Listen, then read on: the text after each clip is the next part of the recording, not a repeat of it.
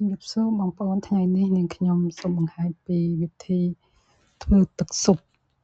ញ៉ាំគុយទាវឬក៏បងប្អូនអាចញ៉ាំជាមួយមីស៊ូមីឬក៏ជាមួយគីវបានអញ្ចឹងរបៀបធ្វើមានដូចជានាងខ្ញុំមានឆ្អឹងគោចំនួន1គីឡូយើងស្រុះមួយទឹកសិនដើម្បីឲ្យជ្រះក្លិនកាត់ក្លិនស្រុះហើយជា10នាទីបន្ទាប់មកយើងដាំទឹកពុះឆ្នាំងមួយទៀតយើងស្រង់ពីទឹកមុនហ្នឹងយើងមកដាក់ទឹកថ្មីបងប្អូនធ្វើបែបនេះទើបទឹកស៊ុបយើងវាអត់ល្អអស់វាថ្លាបន្ទាប់មកយើងចាប់ផ្ដើមទៅអាំងគ្រឿងមានម្ទេសឈើអែមផ្កាច័ន្ទខ្ទឹមបារាំងមួយផ្លែនិងខ្ញីបងប្អូនយកទៅដាក់អាំងនៅក្នុងម៉ាស៊ីនរយៈពេល10នាទីដើម្បីឲ្យខ្ទឹមបារាំងយើងនិងគ្រឿងផ្សេងមានរសជាតិ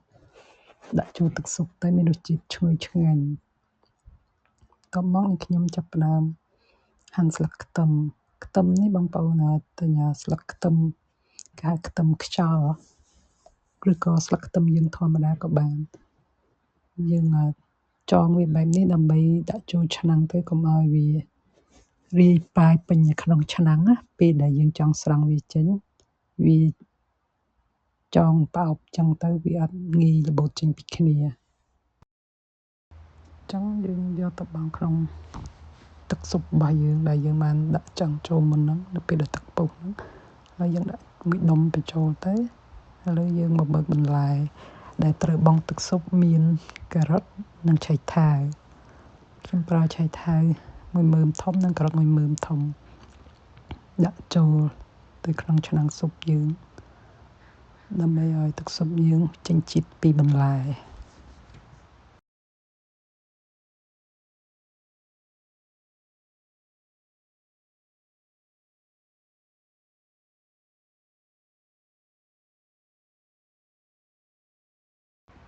តបមកយើងដាក់ចូលអស់ហើយយើងបិទគម្របរងាស់វាសិនណា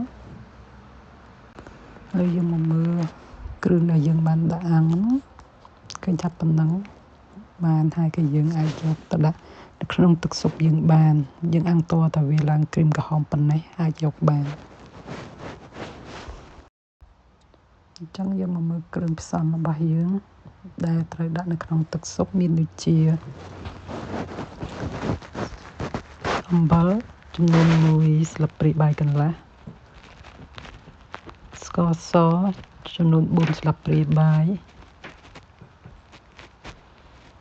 និងខ្នុរចំនួន2ស្លាបព្រាយើងធ្វើការបិទគម្របទុកសិនឥ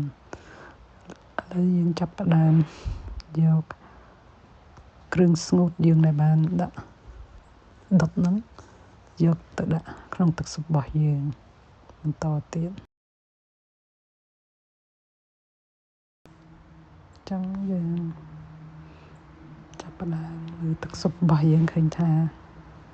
ទឹកស៊ុបយើងរយៈពេលកន្លះម៉ោងរួចមកយើងអាចបង់គ្រឿងស្ងួតយើងបញ្ចូលបានគ្រឿងស៊ុបដែលយើងមិនអាចចោលបានគឺទាំងអស់នេះបងប្អូនខ្ទឹមបារាំងខ្ញីរំដេងនិងឈើអែមផ្កាច័ន្ទដើម្បីបង្កើនរសជាតិទឹកស៊ុបយើងបន្ថែមទៀត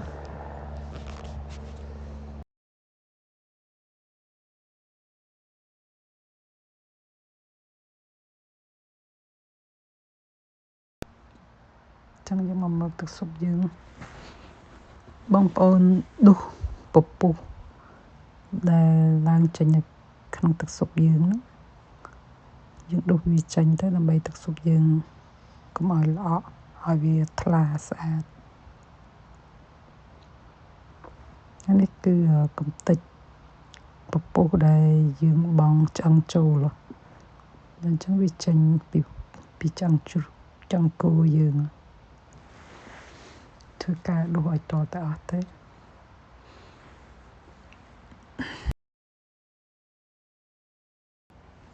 ពេលដែលយើងពពុះនេះចេញអស់ហើយបងប្អូនធ្វើការរំងាស់ទឹកស៊ុបនេះបន្តទៀតសម្រាប់ខ្ញុំរំងាស់2ម៉ោងឥឡូវយើងមកហាន់សាច់គោនេះនាងខ្ញុំមាន1គីឡូដោយសារសាច់គោខ្ញុំទិញស្វិតអញ្ចឹងនាងខ្ញុំត្រូវការហាន់វាដុំបន្ទះធំដើម្បីដាក់រំងាស់វាក្នុងឆ្នាំងកុំឲ្យវាផុយរលួយយើងហាន់ធំបែបនេះទៅវាអត់រលួយបែកសាច់ទេគឺវានៅទាំងដុំហើយសាច់យើងក៏ផុយនឹងចេញជាតិនៅក្នុងទឹកស៊ុបយើងទៀតទើបខ្ញុំហាន់បែបនេះ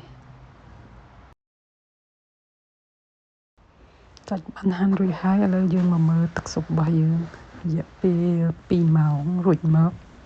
ឃើញថាទឹកស៊ុបយើងថ្លាល្អហើយនាងខ្ញុំក៏មិនភ្លេចបន្ថែមនៅគេហៅហ្វឺបងប្អូនវិញខ្ញុំធ្វើញ៉ាំគុយទាវយើងបន្ថែមហ្វឺចំនួន1ស្លាបព្រាទៅដើម្បីឲ្យទឹកស៊ុបយើងមានរសជាតិបន្ថែមទៀតបងប្អូនអត់មានមិនបាច់ដាក់ក៏បានចឹងនាងខ្ញុំមាននាងខ្ញុំដាក់បងប្អូនមើលទឹកស៊ុបតំណងអត់បងប្អូនដែលមិនចេះអាចធ្វើតាមខ្ញុំបានធានាថាឆ្ងាញ់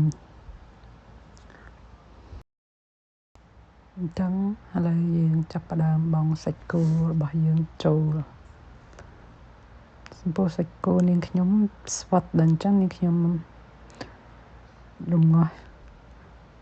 30នាទីបន្ថែមទៀតដើម្បីឲ្យសាច់គោខ្ញុំចេញជាតិនិងផុយល្អ